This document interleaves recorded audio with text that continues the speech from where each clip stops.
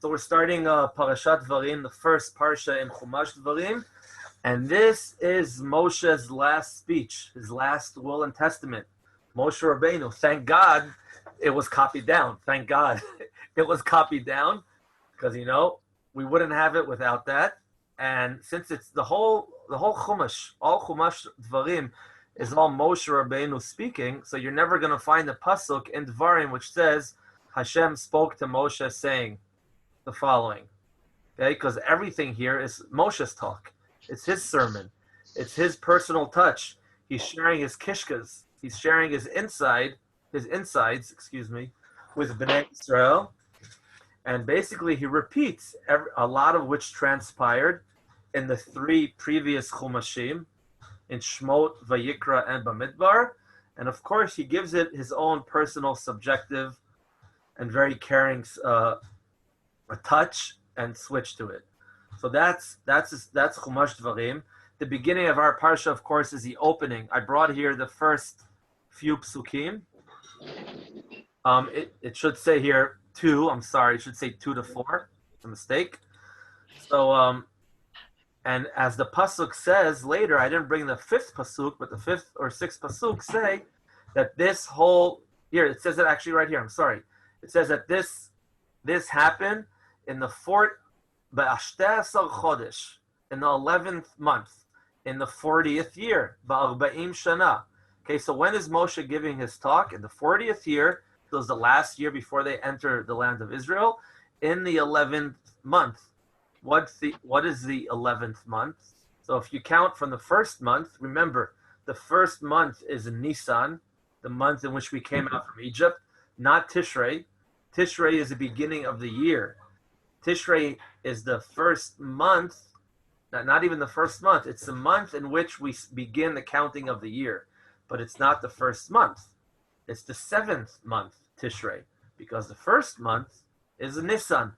That's the month in which we became the Jewish people, Hashem's representative on earth, the people that are supposed to give some hope to humanity.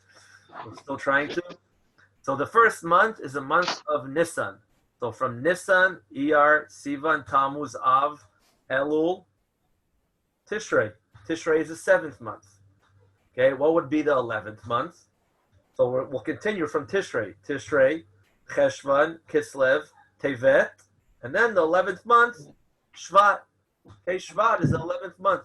So Moshe's lecture began on the first day, on the first of the month. We have an exact date, pinpointed. Okay, when this took place. Moshe begins his talk on Rosh Chodesh Av, the first day of the month of Av, in the 40th year.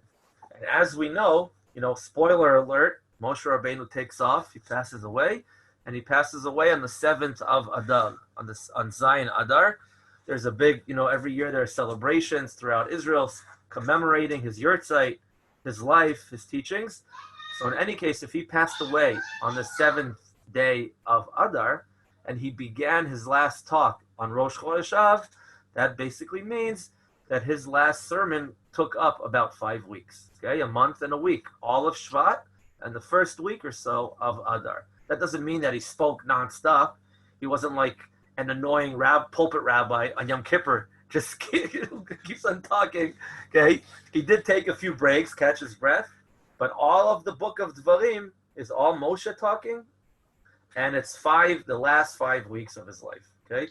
That's the context, that's the background, okay, the structure, the framework for Devarim.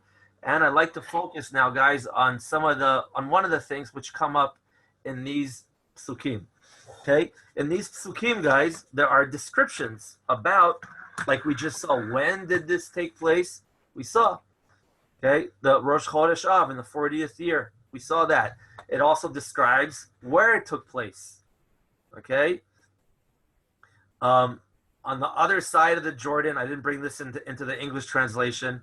On the other side of the Jordan, in the desert, Ba'arava, it gives us all these geographical locations, different names, and there are a lot of things that are learned from all these different, what seem to be unimportant details. Again, seemingly, God forbid, but seemingly, because the Torah, if the Torah chooses to take up space in the Holy Torah scroll, was describing the geographical location and the names of the place. It's not so we could pinpoint it in ways and give it a thumbs up, or there's traffic there or whatever, or so we can go and do an archaeological dig, as cool as that might be. But there's some teaching, there's a message. There's something that we can learn from these different details, which will help us become better people. So there are a lot of different things that the commentaries and the Mefarshim learn from all the different geographical locations, the time in which it took place, Rosh Chodesh Av, like we said before, and as well as this last verse. Okay, what it says here in Pasuk Dalet, okay, verse 4, we have it here in English. Okay, Moshe begins his talk after he took down Sichon, the king of the Amorites, who dwelt in Heshbon, okay, and basically Jordan of today, and Og, king of the Bashan. We know where he lived until Moshe took care of him, right here in the Golan Heights, in a place called Ashterot in Edrei. Okay, so this Moshe's talk took place after that. Now, obviously, guys, the Torah doesn't need to tell us that this took place after the war against Og and Sichon. Okay, because if anybody was paying attention in Sefer Bamidbar, okay, in the last few weeks, so we know there was a war and Moshe killed them and conquered part of the eastern side of the Jordan, the Golan Heights of today, and basically the country, the state of Jordan, the Hashemite kingdom of today. So why again is the Torah repeating this? Why is it important to know that? I would have known that from the past. And why mention it again? What is there to learn from here? Okay, what's the purpose? Everyone following so far? Sorry. Yeah? You guys good? Okay, great. Feel free again to pipe in. If you have a question or a comment, unmute yourself and go for it. Okay, so Rashi, guys, I'm sorry we didn't have the learning yesterday. My mamish had a crazy headache. It's mostly gone. And it got worse, like, throughout the day. So I might have been dehydrated. I'm trying to drink now. But I really kind of felt bad that we didn't learn yesterday, because yesterday, okay, the 29th, okay, the 29th of Tammuz was Rashi's Yurtzeit in 1105. Okay, 1105, Reb Shlomo Yitzchaki, also known as Rabban Shel Yisrael. The acronym for his word, Rashi, which would be Reish Shin Yud, also stands for Rabbi Shlomo Yitzchaki, and also for Rabban, the Rabbi Shel Yisrael of Israel. He passed away on Chavtet, the 29th day of Tammuz, which was yesterday, 1105. So we're learning also for Rashi's Neshama. Okay, everybody up there needs a little boost. And where would we be? Where would we be, Steve, without your uncle? And where would we be without Rashi? Okay.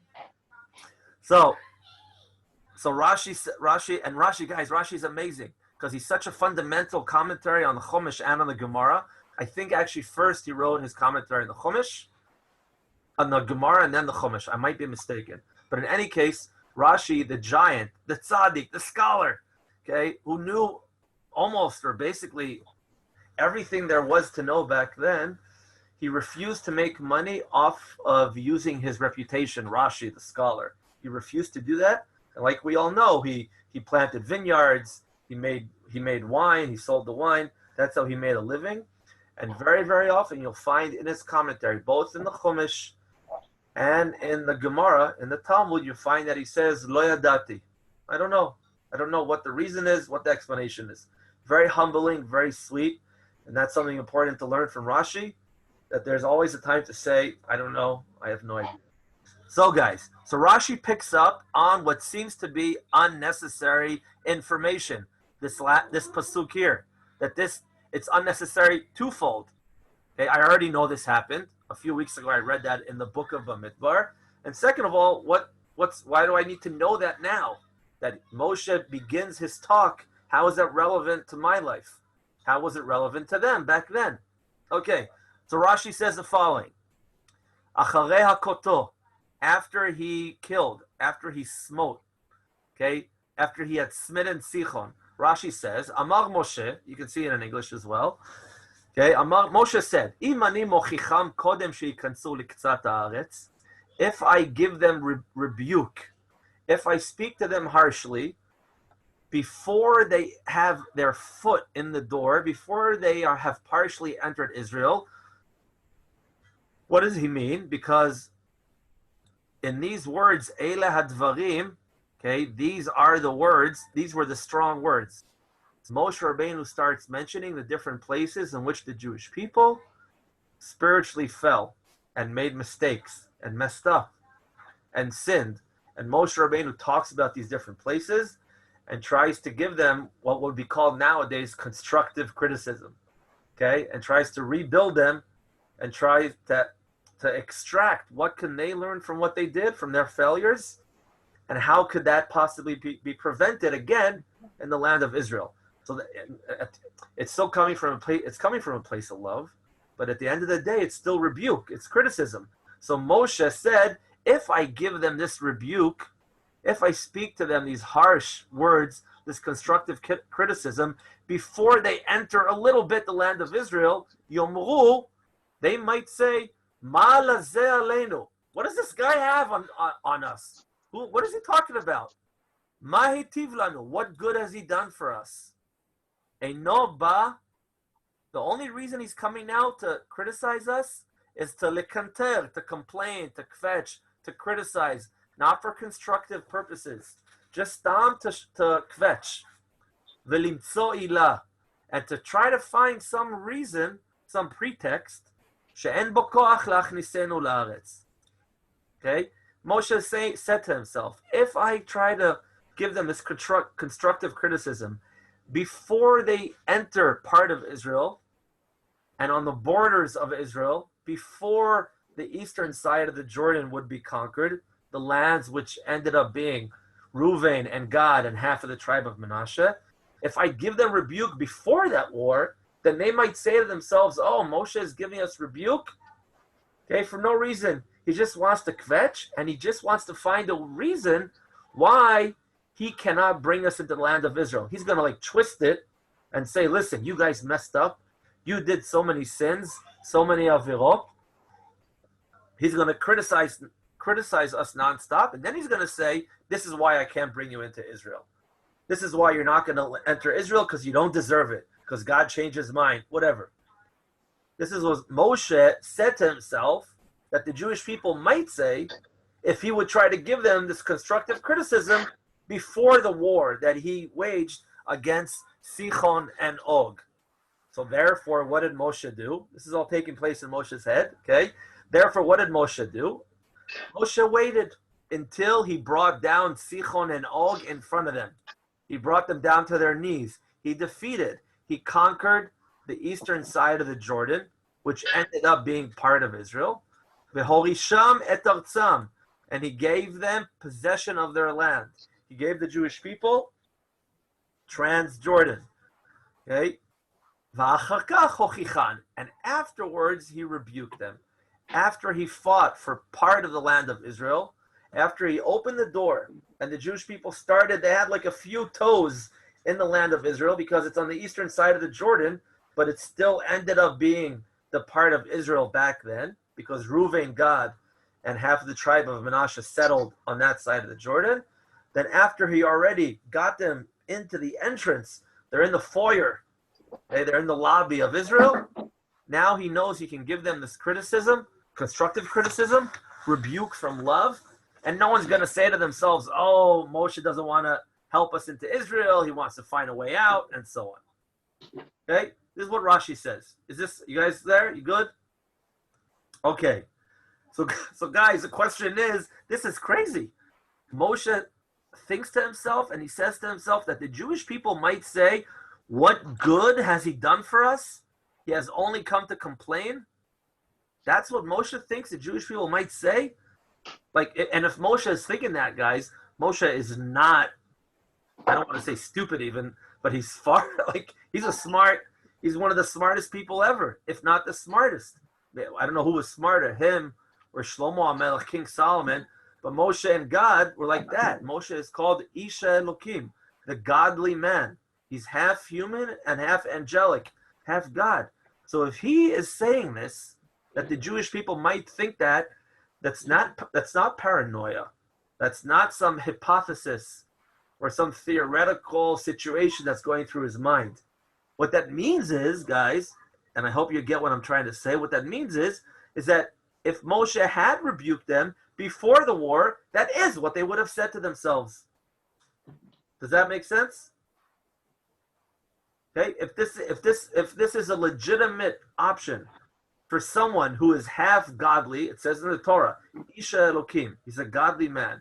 He was so close to Hashem on a level we cannot even begin to imagine or fathom.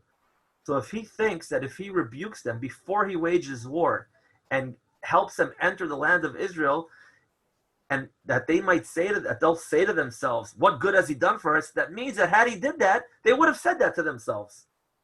Okay?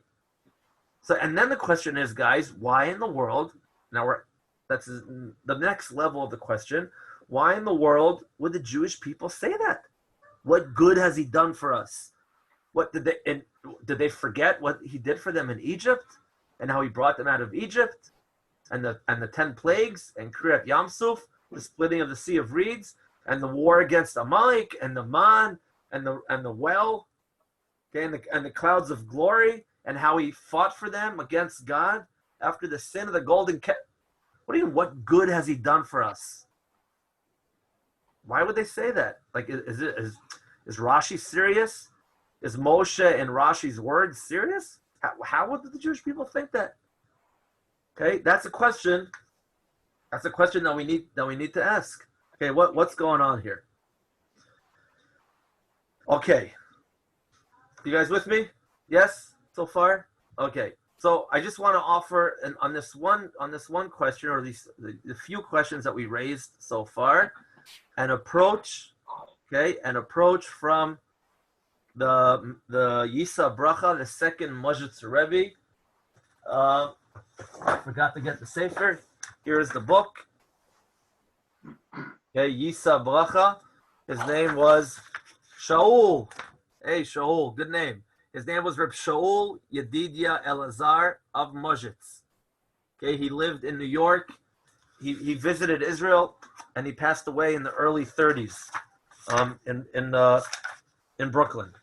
So yeah, he has a very beautiful idea. But before we share his idea or an introduction to his idea, we have to first understand this concept, which is brought down in Gemara of Megillah.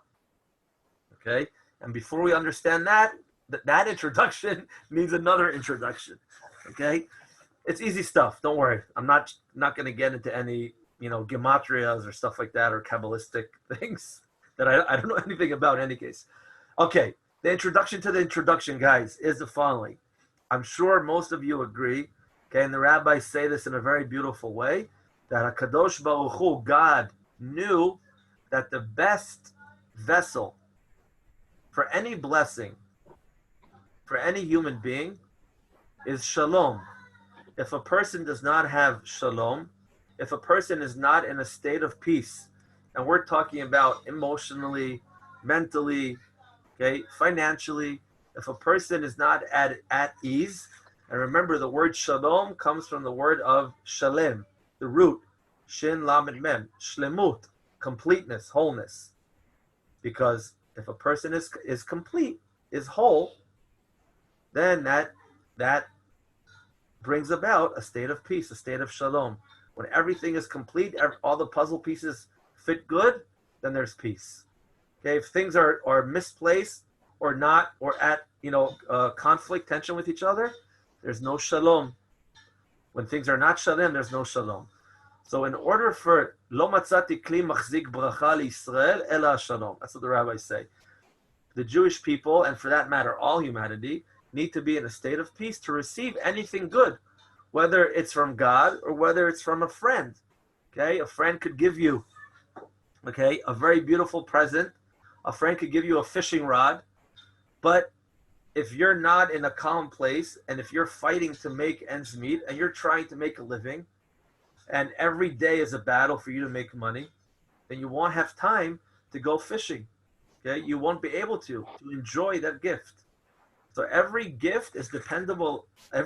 Enjoying every gift, enjoying, utilizing, okay, utilizing the potential in every gift is dependable on the peace and wholeness of the individual, of the person. Okay, therefore, and which is exactly, guys, what we see from Yosef HaTzadik, okay, that even though he was very successful, okay, and it says it right here, I'm going to get here in just a moment, even though Yosef HaTzadik was very successful, and he helped Potiphar, okay, who he was living with, this rich aristocrat in Egypt. Even though he was very successful and God was with him, Yosef was not able to really enjoy everything because it was under the auspices, it was under the roof of Potiphar. He was not complete. He was a slave. He was an eved. He didn't have his own independence. Okay, so even though he did a lot, he couldn't enjoy all that he did because he was a slave and he wasn't whole. He wasn't himself. Now, what does that have to do with everything? So look at this, guys. Okay, keeping this in mind, that a person can only enjoy the abundance, the presence, the good that's coming to them if they're in a positive, wholesome, peaceful state. Keeping that in mind, guys, we can understand what it says by Yosef. It says by Yosef, God was with Yosef. Hashem was with Yosef, and he was a successful man, and he was in the house of his Egyptian lord, master. I already know he was in the house of his Egyptian lord, his master. Why is the Torah saying that again? Because the Torah is telling us, because that, even though Hashem was with him, God was with him, even though he was physically successful, financially successful, he was a good slave, he brought a lot of goodness, materialistic goodness, physical goodness to that house. At the end of the day, he was a slave. And he, Yosef, could not really enjoy any of it. This is hinted to, guys, and now I'm getting to this golden rule, which is good to know throughout the Torah. This is hinted to in the opening to each of these three scenarios. When it says that God was with Yosef, it says, and it was that Hashem was with Yosef. It says, Vayehi. And then again, Vayehi, and it was, and Vayehi again. And now is the golden rule. This opening, Vayehi, and it was, the Gemara in Megillah says the following. So look at this. Rav Ashi said, every Vayehi, and it was, there are this, grief, and there are that, joy. What does that mean in English? Rav Ashi says, whenever the Torah says, this is a golden rule, whenever the Torah introduces a situation, whenever the Torah opens a story, a description, a scenario, not only the Torah, the Tanakh, the Torah, Nevi'im, Ktuvim, whenever it uses the word, the opening word, Vayehi, and it was, that could mean, that's like a neutral description. That could mean that what the Torah is about to describe is a negative situation, or it could mean that it's a positive situation. This is the Parav opening. This doesn't mean negative or positive. That's where the word oivei is coming from, Rabbi Asher. So Vayehi is from oivei. Oivei. That's nice. That's nice. So yeah, so Rav Ashi says, when it says Vayehi, it could go either way. However, okay, Vayehi bimei, when it says Vayehi bimei, and it was in the days of, Eino ela lashon tzav, that always means, guys, bad news is coming. Okay, like for example, if you open up your TV or internet and you watch Israeli news, they might have good news to share. They might have bad news to share. That's Vayehi. But if you open up CNN, that's Vayehi bimei. You're guaranteed to know that they're going to have bad news to share about Israel. Okay. On the other hand, the third rule is that whenever the Torah says vehaya, that always means good. That goodness is about to be described. So I'll give you guys some examples. For example, the book of Esther opens up with a pasuk, Vayehi bimei Achashverosh. It was in the days of Achashverosh. Vayehi bimei. That means that's an opening to a bad situation. And we know the next few verses, the next few chapters basically, are bad news for the Jews. Okay, and what happens? Haman's decree. Okay, The book of Judges, Sefer Shoftim, a lot of the chapters there open up, Vayihi bimei shvot shoftim. It was in the days that the judges judged. Because in those days, bad news, the people were very, very heavy into Avodah Zarah, into idol worship. So Vayihi bimei is always bad. V'haya is always good. For example, V'haya bayom ahu yitaka b'shofar gadol. In that day, the great shofar will be blown. Uva'u ha'ovdim me'eretz Ashur v'hanidachim be'eretz Mitzrayim. Okay, the gathering of the exile. Half of God's name is in it. What? Half of God's names is in it. Behaya. Right. The UK, so it's good. Right. Yeah. Also Vayihi has a lot of the letters of Hashem's name, but it again, Vayihi bimei is bad, V'haya is good, and when it says Vayihi, it can go either way. It's a mix. So therefore, guys, okay, it's beautifully, look, when the world is created, Vayi erev, Vayi boker. It says Vayihi erev, it was evening and it was day. Okay, Yom echad. Okay, Vayi erev, Vayi boker, Yom hashlishi. It was the third day, and so on. At the end of every day of creation, it says Vayihi. Why does it say Vayihi? It should say V'haya. It should say, and it's the creation of the world. It's good news. Because Vayihi, again, could mean either one. It can mean both. Meaning, as awesome as the creation of the world was, at the end of the day, it was also God constricting himself, holding himself back, creating an existence, creating creation in which he would be hidden. So on one hand, it's V'haya, it's beautiful, it's great news. On the other hand, it's like Vayihi bimei, it's bad news. The world is being created. That's God's will. At the same time, the very world which is being created is the world, this physical world, which hides God. That's one of the reasons in Hebrew it's called olam.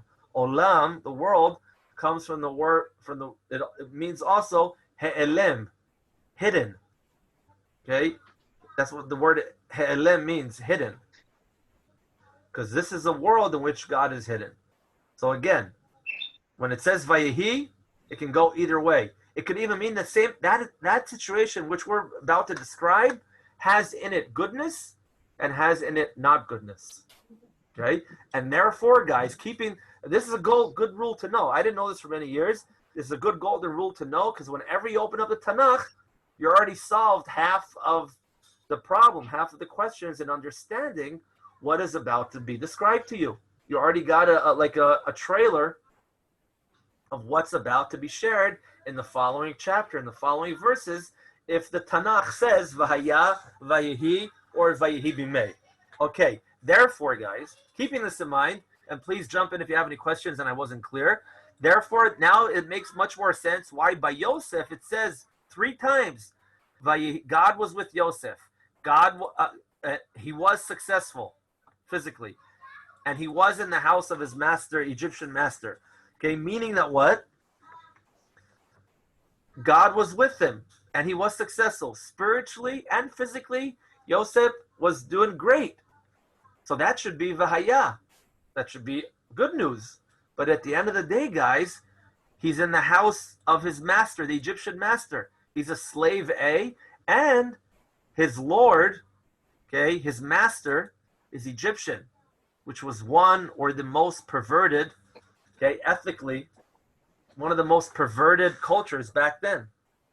So Yosef is doing great, but he can't really enjoy any of it because he's a slave, he's a physical slave, and he's in a hostile spiritual environment. So therefore, the Torah is very, very careful. It's so beautiful. It uses the word Vayihi. On one hand, it's great. On the other hand, it's not so great. Okay. So what does that have to do, guys? What does that have to do with what we raised before? Okay, I'll get to that in a moment.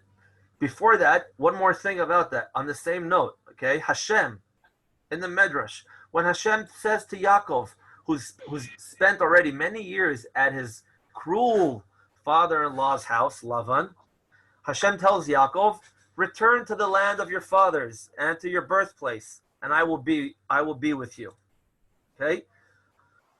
So see how beautiful it is here. What does the Midrash say? Rabbi Ami says in the name of Reish Lakish, Nichsei chutz laaretz en be'em bracha. Possessions outside of Israel do not contain blessing, do not have in them bracha. Rather, when you return to the land of your fathers, I will be with you. Only then I will be with you, and your possessions will have blessing. That's what Reish Lakish learns out from this verse that we just saw. Okay? What does that mean, guys? It doesn't only mean, and in just a moment I'm going to connect all the threads here. It doesn't only mean when Hashem says to Yaakov, return to the land of your fathers and your birthplace, and I will be with you. It doesn't only mean that I, God, will be with you in a much stronger, recognizable way.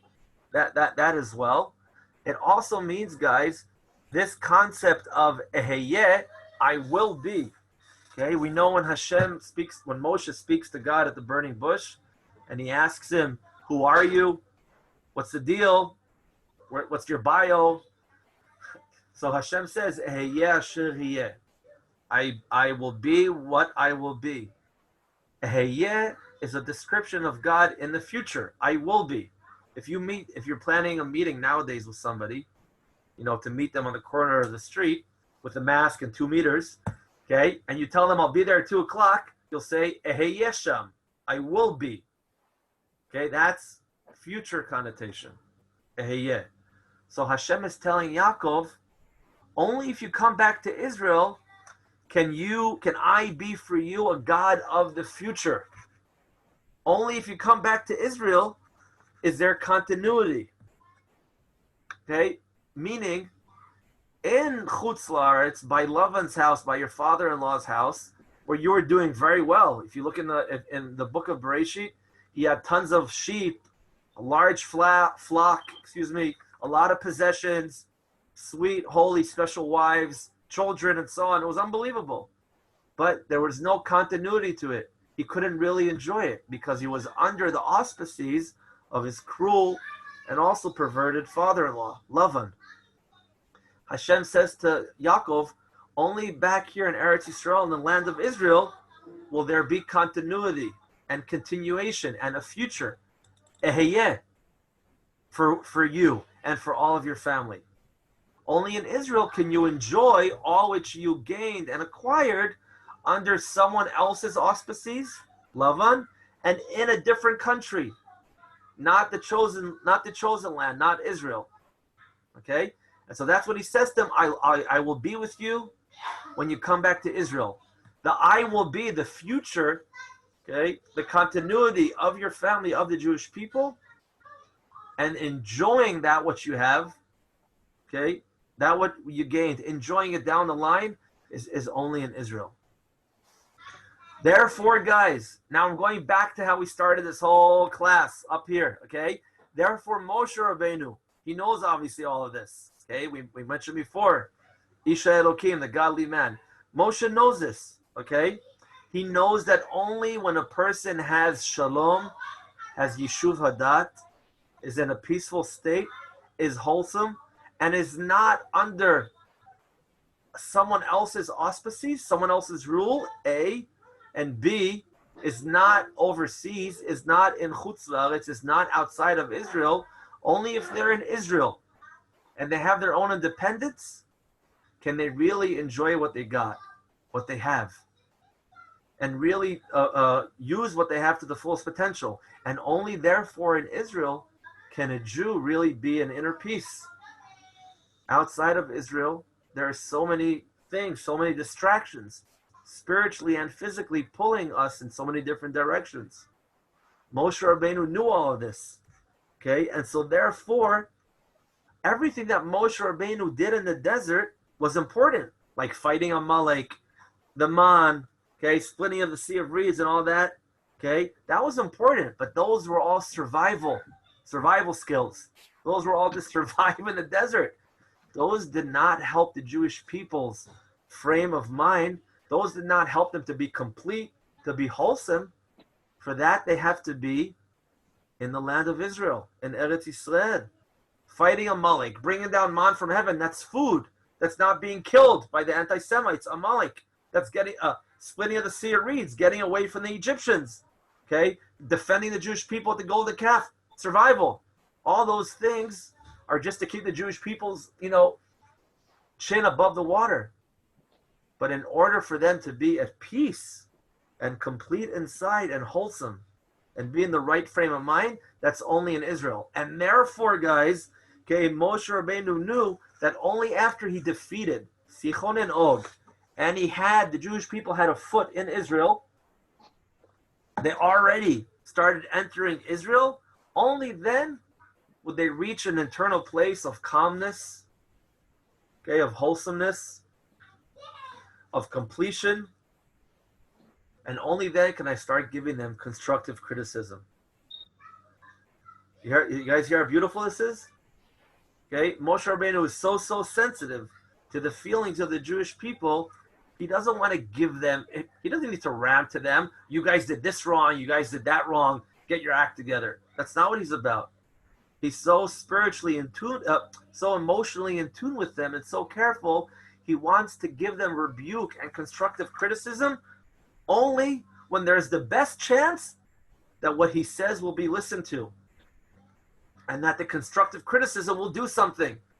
And that can only take place in the land of Israel, when the Jews have independence and they're back home. Just like we saw from Yosef HaTzadik, okay, and just like we saw from Yaakov Avinu.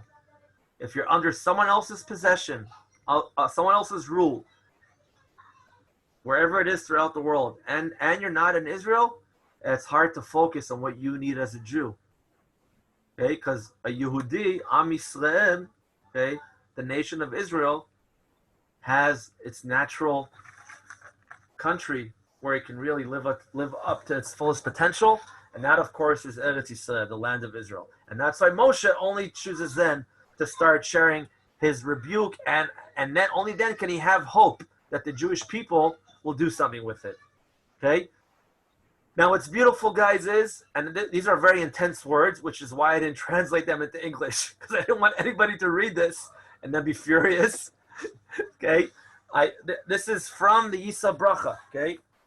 From this book right here. And like I said before, and in this context, it's important for me to say, okay, that he said this as a rabbi living in Europe and then eventually in New York, and as a rabbi not living in Israel. And it's important to know this. He's not saying what he's about to say as a rabbi living in Israel, speaking about Jews living in the diaspora, in the exile. He himself was living in the diaspora in exile, even though he really wanted to come and make Aliyah to Israel. Long story. So this is what he says. Okay? He says, in the land of Israel, if you plant, if you set a situation of physicality, of gashmiut, if you plant, okay, if you create physicality, if you go to work, if you make money, if you build a home, if you buy possessions, okay, you have a physical foundation. This is what he says. Leyamim, eventually, over days, nitzmach mimena ruchaniyut. Spirituality is going to grow from it, is going to blossom from it. Very beautiful. In Israel, physicality over time, with the right treatment, with the correct care, can or will, he's even saying, will turn into spirituality. Aval b'chutz la'aretz, but outside of the land, okay, outside of Israel, min haruchaniyut na'asa gashmiyut. From spirituality becomes physicality. Very, very intense words. You could learn a lot, you could be on a very high spiritual level, but it's only a question of time before that turns into physicality. Okay, and before your the holy place that you feel that you're in, okay, goes down, and you become less a spiritual individual, much more a materialistic, physical person. Umina gashmiyut, and from physicality, what happens to a Jewish person's materialistic possessions, their physical situation, their physical pleasures outside of Israel? What happens to that? We know the history, unfortunately. Sofa, the end of that, she'na'asa lo klum. It becomes nothing.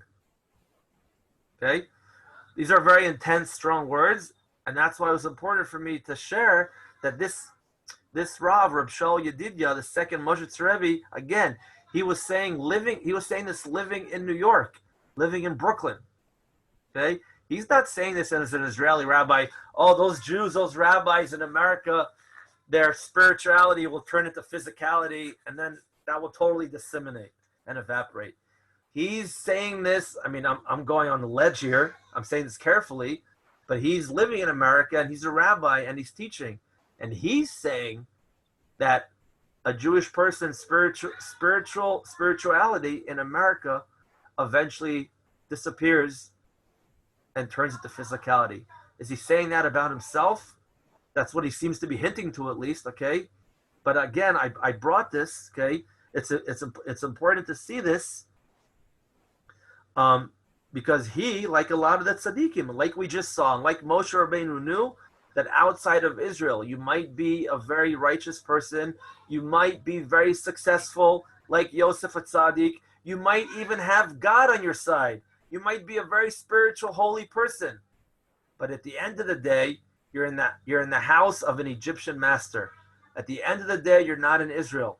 You're in the house of the American master, the Swedish master, whatever it is, and therefore you can't really live up to your fullest potential, and you can't really enjoy everything Hashem has given you. Okay? Very, very strong, okay, and very, very sweet. Rabbi Nachman of Breslov, just give you one more example.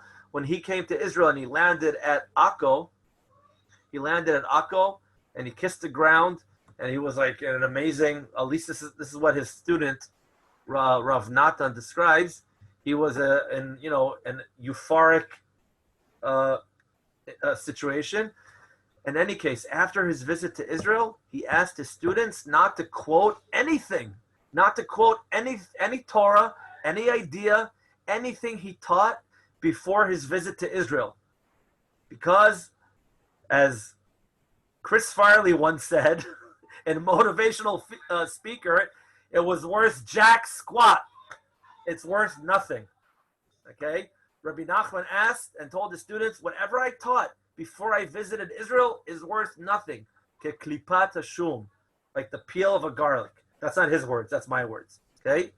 Rabbi Nachman only realized that when, I don't know if he only realized that, but he seemed to realize that when he came to Israel, that the Torah that a Jew can learn and study and high spiritual heights is nothing compared to what they can reach and who they can be in the land of Israel, in Eretz Yisrael.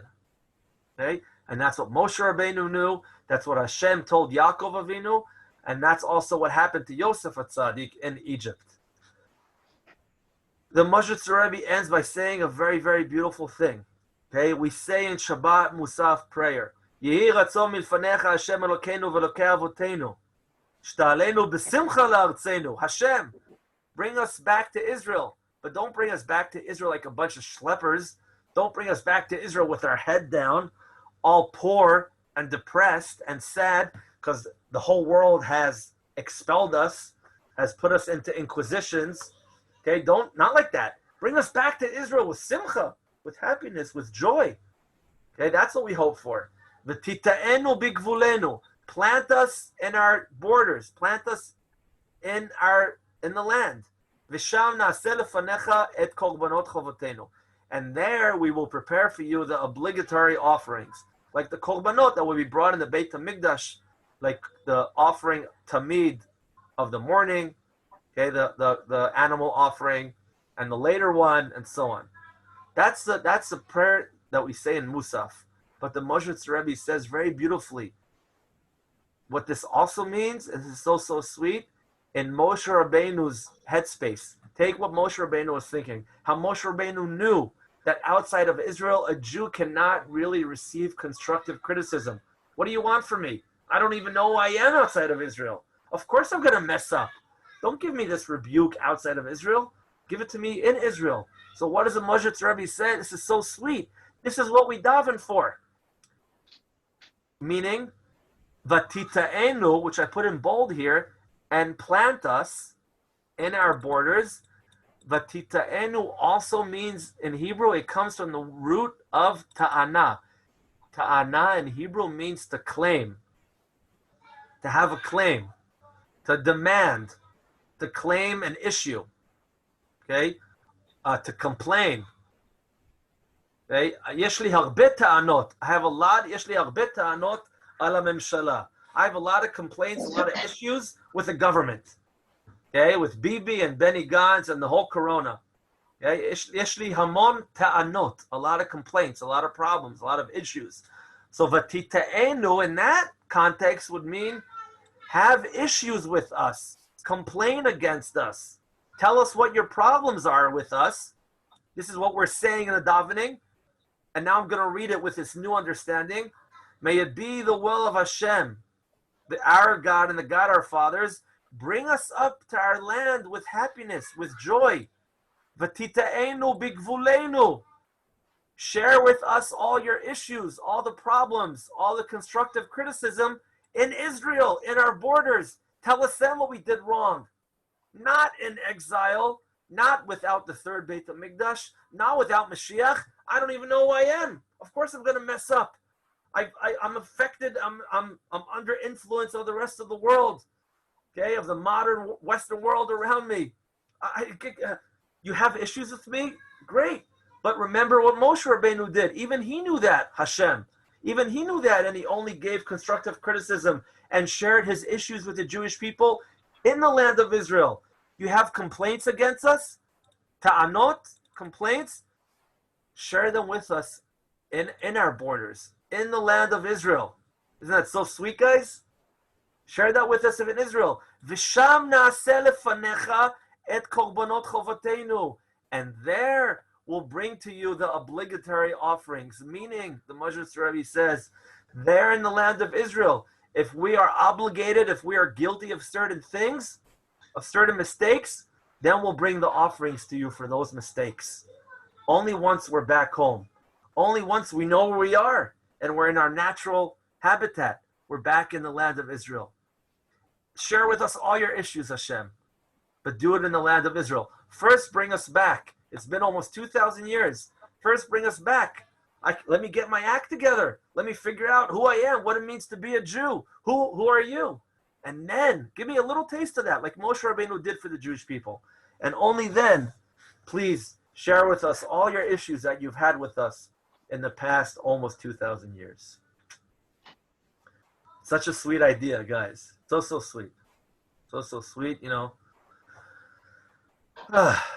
Very, very touching to me. Very, very sweet idea, very special. I give us all the bracha. We're waiting for all of Am Yisrael to come back.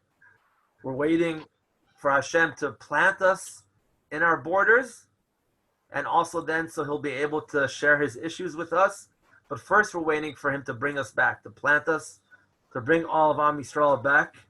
And we know all our brothers and sisters, and those of you on the group here, or might be listening to the recording, who are still outside of Israel, we're davening for you. We know it's hard to catch our breath living in the diaspora, okay, living in the exile. So we're davening, we're praying for you, we're praying for ourselves. Okay, if I daven, if I pray for my children, I'm not only praying for them. If I pray for my siblings, for my brothers and sisters, I'm not only praying for them, I'm praying for myself, because their comfort, okay, their success is my comfort, is my success. So we're also davening for you guys. Okay, davening for you is davening for us. We're all brothers and sisters, and you know, it's a difficult time with the corona. It's so difficult to hang in there, because there's not. Usually you could say there's light at the end of the tunnel. But the problem now is we can't even see where the end of the tunnel is. So, you know, where are you going to put the light? Where is the light if you can't even see the end of the tunnel? So it's not so easy.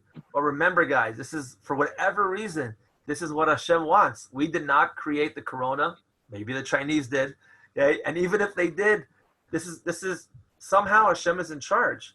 Okay, this is under God's plan. He didn't pack his bags and go to Jamaica or the Bahamas. He's still in control. So it might seem insane to us, okay? But we're in the right place. We're in Israel. This is Hashem's plan. Hashem's plan. And again, guys, this is my last sentence. It's 9:03. In the month of Av, and especially in Tisha B'Av, Hashem lost his home. Okay? The temple was destroyed, and Hashem essentially became homeless. He's homeless in the world. He doesn't have a home. As sad as that is, guys, and that's very sad and very broken, and I would never say this to a homeless human being, ever, of course, but as sad as that is, that Hashem is homeless, what that means for us is that he's accessible anywhere. He's on the road. He doesn't have a home. Okay, he's wandering around. So in the month of Av, and that's one of the reasons it's called the month of Av, Chodesh Av, the month of our Father, Hashem our Father, because with all the destruction, with all the pain, with Hashem losing his house of Beit HaMikdash, he's still very accessible to us, because now he doesn't have a home, and he's all over the place. So I bless all of us to tap into Hashem. I bless all of us to come back to Israel, to utilize and to fulfill our potential in the land of Israel. I bless all of us to see the day that Hashem brings everybody back, and that we become the correct vessels and wholesome individuals that can hear Hashem's, God's constructive criticism, and enjoy all our brothers and sisters coming up in joy to Eretz Yisrael, to the land of Israel. Amen. So, if anybody has anything to share or say,